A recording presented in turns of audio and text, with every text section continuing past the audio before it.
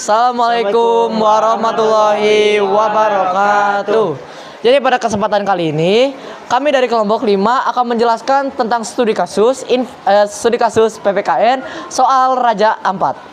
Sebelum itu perkenalkan, nama saya Gibran Arsyad Faiza dari absen 12. Perkenalkan, nama saya Fazli Amir Fakih dari absen 11. Saya Fadil Revan Gunadi dari absen 10. Saya Ferry Laki Gebaltar dari absen 34. Aku Zelda Atika Ramdhani dari absen 36. Aku Rada Syifa Kamila Syarifatunisa dari absen 29. Aku Alia Nindya Dewi dari absen 1. Jadi di sini saya akan membahas dulu tentang apa itu Raja Ampat. Raja Ampat adalah kepulauan di Indonesia yang terkenal sebagai pusat keanekaragaman hayati laut tertinggi di dunia. Terdiri dari 4 pulau utama. Pertama ada Waigeo, kedua ada Batanta, ketiga ada Salawati, dan keempat ada Misol. Serta banyak pulau-pulau kecil di Papua Barat Daya. Wilayah ini merupakan surga bagi penyelam dan petualang dengan kekayaan terumbu karang dan spesies ikan yang sangat beragam, serta menawarkan keindahan alam seperti pantai dan hutan tropis. Raja Ampat memiliki total luas 67.379,60 km dengan rincian luas daratan 7.559,60 km dan luas lautan 59.820,00 km.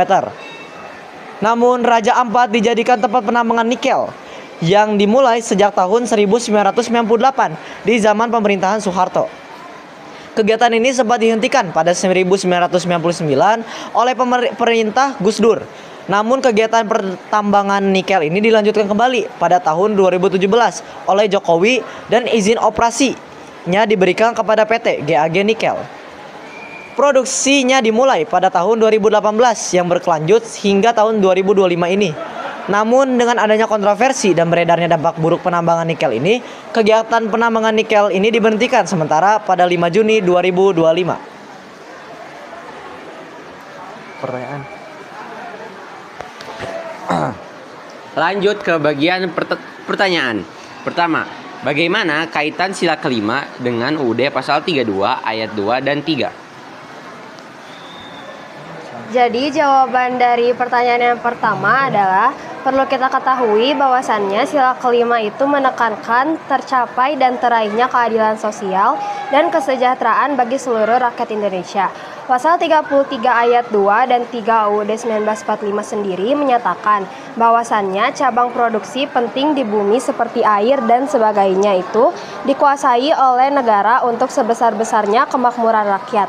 Artinya adalah pengelolaan tambang harus dilakukan secara adil dan tidak hanya menguntungkan investor atau pihak tertentu, tapi benar-benar memberi manfaat bagi masyarakat sekitar serta menjaga keberlanjutan dan kesehatan akan lingkungan sekitar yang masih alami dan terawat.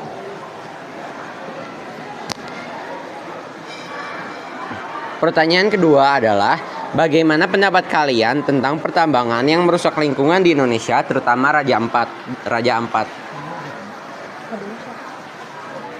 Kedua siapa?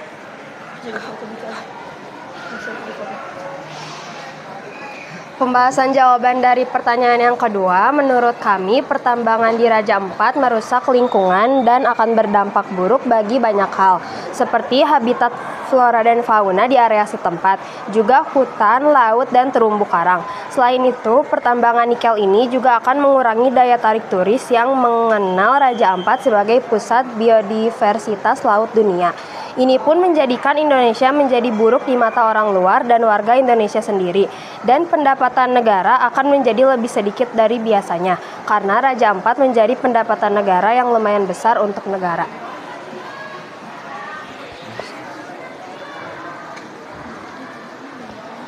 Selanjutnya adalah, bangsa Indonesia dikaruniai dengan sumber daya alam yang melimpah. Bagaimana dampak pertambangan terhadap lingkungan yang tidak sesuai dengan izin usaha tambang?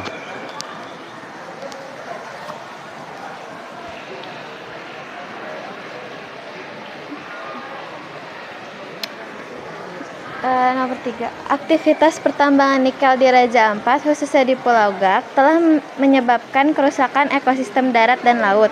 Pembukaan lahan menimbulkan deforestasi, sedangkan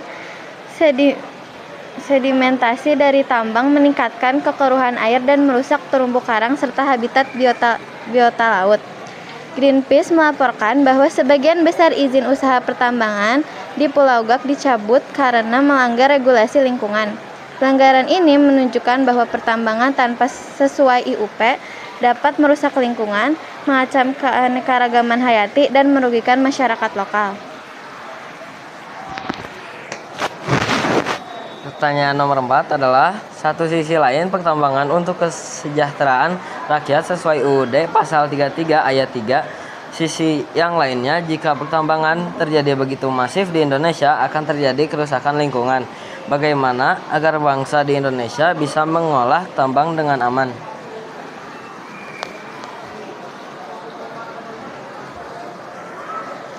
Jawaban dari pertanyaan nomor 4 yaitu pengelolaan tambang harus menyeimbangkan antara manfaat ekonomi dan kelestarian lingkungan.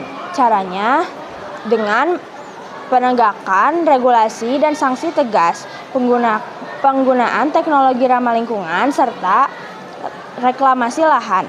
Penetapan zonasi sehingga kawasan konservasi bebas dari tambang, transparansi dan pengawasan publik, serta memastikan hasil tambang benar-benar kembali untuk kesejahteraan masyarakat.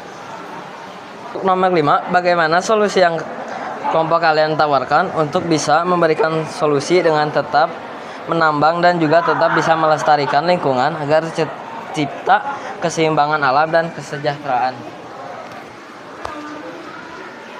Untuk jawaban nomor 5, solusi dari kami adalah selama pemerintah hanya memperhatikan uang, ini akan terus berlanjut.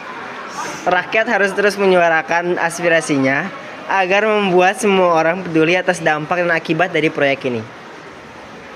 Jangan sampai semua daerah bagus di Indonesia lama-lama jadi tambang doang. Ini hanya akan terus merusak alam, memburukkan nama Indonesia di mata dunia, dan menyusahkan masyarakat kecil di Papua. Rakyat harus tetap menyuarakan sampai ada tindakan.